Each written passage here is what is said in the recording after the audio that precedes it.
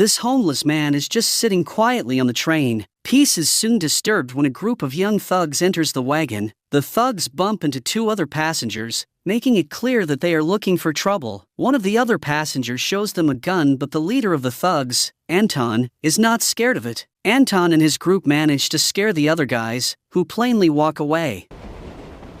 Get you. After telling his friends that they are going to move some weapons this week, Anton sees the homeless man and thinks that this is a good time to make some new friends. The young troublemaker tries to steal the man's alcohol, but the man grabs his hand and holds tight to it. This man is not just any homeless man. In fact, his name is John Reese, a special agent who has seen quite some action in the past. Anton tries to pull his hand away, but John holds it firmly. Then, he decides to release it, but Anton is still not happy. He teases John, saying that he has not brought enough alcohol for the whole group. You bring enough for the whole group? These young guys have no idea who they are messing with, so that's probably why they try to corner John. John acts fast and takes care of them, breaking their hands, kneeing their sensitive areas, and hitting their throats just enough to make them gasp for air. The five of them are taken to the police station. Officer Carter takes a look at the video footage and then enters the room where John is being kept. Carter jokes with him, saying that he should have done her a favor and land some more punches on those punks. Carter tries to make small talk. John remains silent, but Carter comes up with an idea to find out who he is. She offers John some water and replaces his previous plastic cup with the new one. She is very careful to carry the cup while touching it on the inside instead of grabbing it like a normal human being would. Carter excuses herself and gives the cup to her guy in the service. The forensics guy scans the cup for fingerprints and then compares them against the police database. They find out John's real name and that he has been involved in multiple crime scenes. In addition, there are 4 active arrest warrants for him in 4 different countries. He is definitely a man with a long story. Even though Carter would love to know more, but he is soon released by a mysterious lawyer. The lawyer takes him to his employer, Harold Finch, who wants to have a talk with Reese. As it appears, Harold is a rich man with lots of access to information. He seems to know everything about John's past. He also knows that John is trying to drink himself to death, so he proclaims that he is what John needs, which is a purpose and a job. Finch takes him to the center of New York City to tell him that somebody dies every 18 hours in New York. But what if they could stop that? Finch claims that he has a list of people who are about to be involved in crimes. He points John to a woman named Hanson, and tells him that something is going to happen involving her. The problem with Harold's list is that he can't know if the name on the list is going to be the victim or the perpetrator. Therefore, he wants John to follow this woman, find out what is going to happen and save the victim involved. On the other hand, John believes that Harold is just a rich man who is stalking his ex-girlfriend, so he plainly walks away. Harold's men try to stop him, but John handles them in a matter of seconds. Later, Reese spends some time in a hotel, shaving in order to change his appearance. That night, Finch sets him up by playing a recording of a murder that took place 3 years ago, right inside the next-door hotel room where John is spending the night. Finch jokes by saying that John is too late, adding that he was also late for his friend Jessica. This reveals that Reese had a girlfriend he loved and lost. Although John is angry at Finch, What the hell do you know about it? It's the truth. he is convinced to work with him because they could potentially save some people by sticking together. Harold takes him to a place he uses as a center of operations, and John realizes that Harold's list does not include names but rather the social security numbers of the people potentially involved in crimes. John gets to work and narrows down Hanson's enemies to 2 people. One of them could be a lawyer named Wheeler, The first is Wheeler,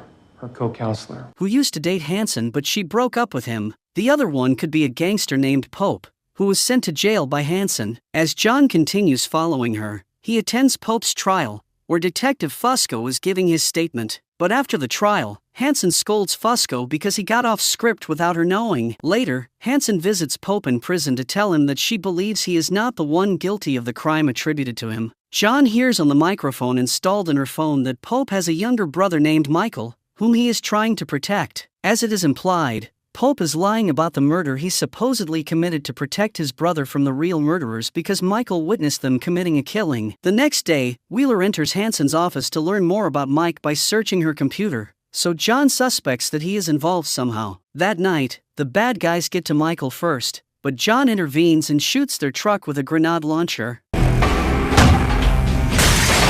Reese saves Michael, and also steals some badges from these bad guys, revealing that they are dirty cops. Reese starts watching over them and finds out that they are working with Fusco. The dirty cops kill people to keep their mouths shut, while Fusco sets up innocent people to go to jail. Now, John wants to know more about Harold's list, and the latter reveals that after the attack of 9/11, the government hired him to build a machine that combines information on people, receiving that information from all the cameras and microphones in the country. The machine produces two kinds of lists, one focused on possible terrorist attacks and one focused on other kinds of crimes. Harold has built a backdoor to receive this second list, but all they get is the social security numbers, so they have to do some work to find out what is going to happen. John continues his work while he believes that Hansen is in danger, but as it appears, Hansen is working with the dirty cops, who also killed Pope last night in his cell. Hansen tells the dirty cops to also kill Wheeler because he is digging too much.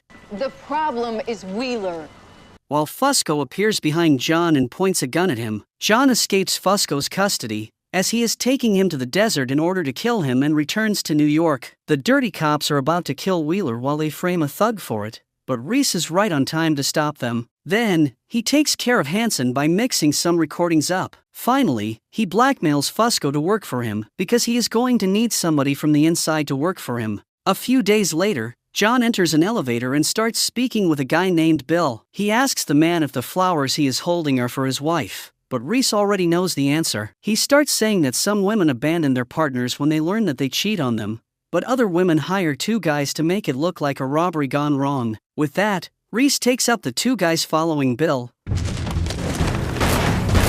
and tells him to call a good divorce lawyer. The next day, the machine has a new number for Harold and John to work on. This time the number belongs to a girl named Teresa, but her case is a bit special. Harold takes John to the cemetery and tells him that Teresa is supposed to be there. Her father was a real estate developer, but the market crashed and he went bankrupt. That drove him crazy, and he killed his family on a weekend trip before turning the gun on himself. Harold proclaims that the machine sees everything, so if her number showed up, it means that the girl is alive. Reese visits Fusco to ask to get this case's file from the police, and Fusco has no other choice but to oblige. After reading the file, John tells Finch that this was a professional hit. The hitman made it look like the father did it. Made it look point blank, like the father did it. Harold wonders how Reese knows it, and the latter explains that this is the way he would do it. Soon, Finch uses his technology to find the girl, and John goes after her. Teresa understands that she is being followed and manages to escape before John can get a hold of her. John visits Harold in an office where he seems to be working. As it is revealed, Harold owns the company, and just works there so he can hide in plain sight. John also gives Harold a little device that Teresa left behind. This device records card information when people use their credit cards in ATMs. Apparently, Teresa makes a living by stealing card information and then withdrawing money. Then, Reese asks around the streets to learn about the killer who got the contract for Teresa's family, and learns that a guy nicknamed Solnick did it. The hitman is now in jail because he got arrested for another case. John visits him and asks him why he did not kill the girl. Solnick replies that he has a code, and he would never kill a kid. He just told the girl that if she told anybody about him, he would come for her to finish the job. Reese wants to know who hired him, but Solnick says that he only met the man who hired him once and he got paid in cash. No names were exchanged. Soon, Teresa tries to sell some banking information online, and Finch is able to track her. Reese finds her, but they are intercepted by an assassin who is after the girl. John saves the girl and takes her to a hotel, where she reveals that her father blamed her uncle Derek for what happened to him. John finds Derek, and discovers that he worked with two big contractors to kill his brother because his land would be inherited by him. They did it because that piece of land is now worth 40 times its old value. However, they are now looking to kill Teresa, because they know that she will inherit her father's land if some legal entity discovers that she is alive. John finds one of these big contractors and runs a large truck over his car. Reese asks the man to call off the hit on Teresa, but the man says that it is already happening. Back at the hotel, the assassin is trying to find Teresa, while Harold tries to get the girl outside via the fire escape. The assassin finds them and points his gun at them, but John appears right on time and kills the assassin. A day later, John calls Agent Carter and tells her that it is time for them to meet. Carter brings some secret officers with her, but the only thing she finds is Teresa. When she takes the girl to the police station to reunite her with her aunt, Carter tries to extract some information from her, but the girl claims her painful experience has caused her some kind of trauma and she can't recall much information about the man who helped her. Finally, Reese visits Harold in his office again, but the latter has moved to another office. When John calls him, Harold reminds him that he is a very private person and asks Reese not to call him. Harold will only call him when they need to talk. Harold and John do not have much time available to rest, as the machine gives them a new number soon. Finch finds out that the number belongs to a guy named Joey, who was a soldier in the military and has received various medals for his bravery. Reese starts watching over Joey, who works as a groom at a hotel. You look fabulous, Mrs. J. Soon, Joey sends a weird message to a number and leaves work. John follows him, and they end up inside a bank. Joey wears a mask while his accomplices enter the bank and commit a robbery. John is unable to do anything as he is pinned on the ground. The guard tries to reach for his gun, but John stops him because this is not a good idea. After the robbery, Harold wants to get done with this case and suggests they turn Joey into the police before anybody gets killed. Or someone winds up dead. Finch. However, Reese wants to learn how such a good soldier got involved with armed bank robberies. He watches over Joey for a while and figures out that he is connected to a network of former soldiers who commit robberies. Reese finds the information he needs in order to construct a good story and meets a former sergeant named Sam, who owns a bar. He claims he is looking for a job with a high pay and a supposed dead Marine friend of his suggested Sam in the past. A few days later, Finch sets up the team's driver so he can be arrested by the police. We got weapons here. Shotguns, something. This opens up a slot for Reese to be a part of the team and he has his first meeting with Joey and his team. In the meantime, Carter watches the footage from the bank and sees the back of John's body saving the security guard by preventing him from grabbing his gun. When John meets Harold again, he claims that Joey does not look like the kind of guy who would kill somebody. Joey's not one of them. It's one thing to kill when you are at war and another to kill innocent people. Reese pretends to meet with Joey randomly and starts asking him when they are going to do a job. Joey explains that depends on Sam because he is the one who gives the orders. The two of them grow a bit closer after they pick a fight with two bankers. So Reese starts asking if Joey has any kids because he knows that this soldier is connected to two different women. Joey wants to keep his business private, so he just says that he has some obligations to take care of. A few days later, the gang calls Reese for a mission, while the police manage to find out the identity of one of the gang members. The group robs an underground gambling site that belongs to the mafia,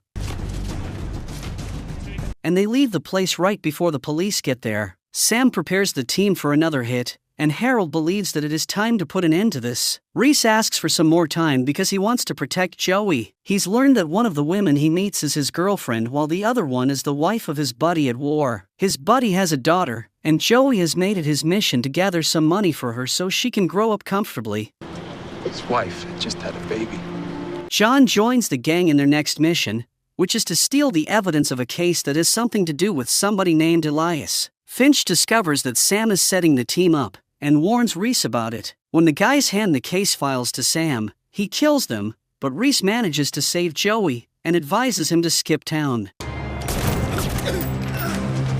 Later, Sam hands the case evidence to an unknown person. When Reese finds him, Sam is already dead. After all the stress these guys go through, Harold decides that it is a good time for him to visit the doctor. Although he experiences some back pain and needs some pills, his main purpose for visiting is to steal Dr. Tillman's hospital radio. The machine has given her number and the good guys have to find out what's going on with her. John starts watching over her and realizes that she is quite a lonely person. She is all work and no fun. One night though, Tillman decides to go out and a guy hits on her. He tries to follow her, but Reese takes care of him. But back inside the club, Reese sees a guy named Andrew who bumped into Tillman earlier that day. Reese repays the favor and bumps into him, only to find out that this man carries some drugs with him. John learns from the bartender that Tillman visits the club every night alone. Most probably, she has gotten Andrew's attention. The next day, John breaks into Andrew's apartment and steals his files from his computer. When he reviews them with Harold,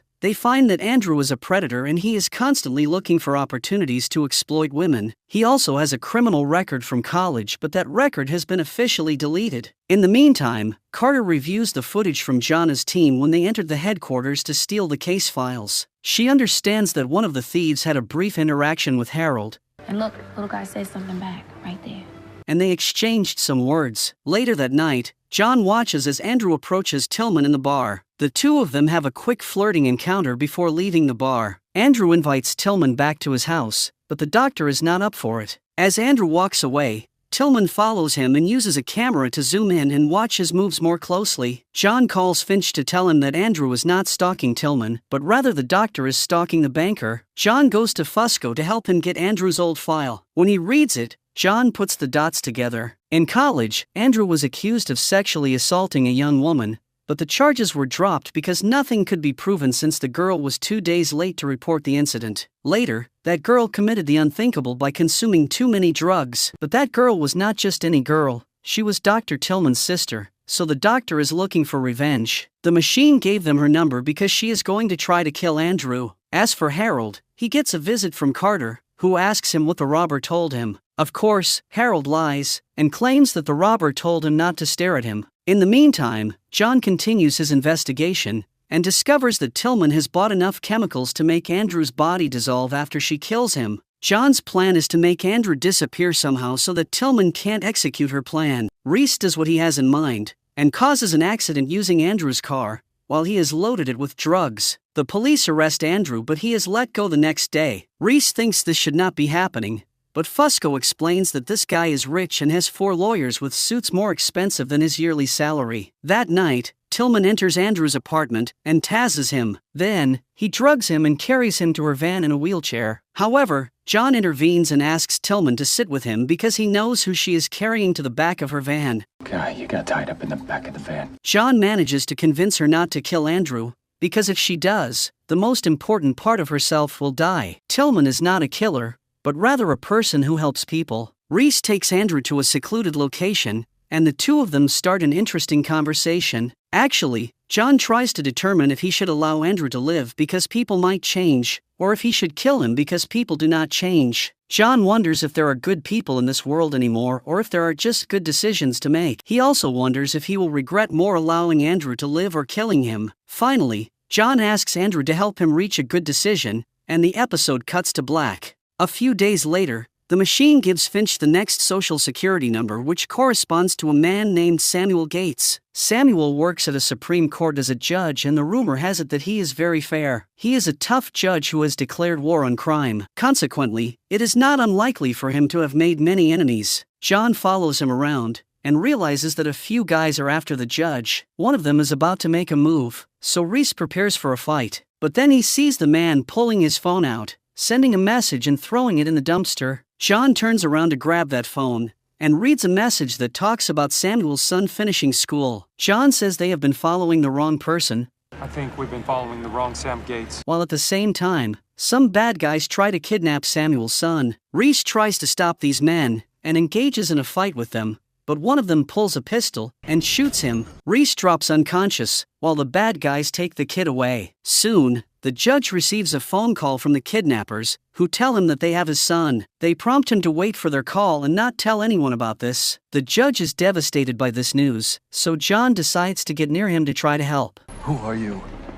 I'm here to help you. He tells the judge that the kidnappers will keep his son alive as long as he is useful to them. Samuel wants to know who John is, but he is just somebody who is trying to help. The two of them get to the judge's house, and the man wonders how the kidnappers got past his alarm. John tells the judge to wait for the next call of the kidnappers while he goes to the nanny's house. As he does, he is on the phone with Finch, who is trying to hack the cell phone company in order to trace the phone call the kidnappers made to the judge. For now, Finch can't do it, while Reese finds out that the nanny is dead. Most probably, the kidnappers got past the alarm by extracting the code from her. Kidnappers killed the nanny. Later, Finch helps John find one of the guys he saw earlier, and Reese beats him up. When the man falls unconscious, John uncovers his chest and realizes that he has a tattoo that means he is a member of a gang called SP9. Originally, this gang is from Eastern Europe, but somehow they are here now, or they have opened a branch in New York. That night, the kidnappers call the judge, but what they want is not money. They want the judge to throw the case of a woman named Angela. If the woman walks free, then they will give Samuel his son back. When they hang up,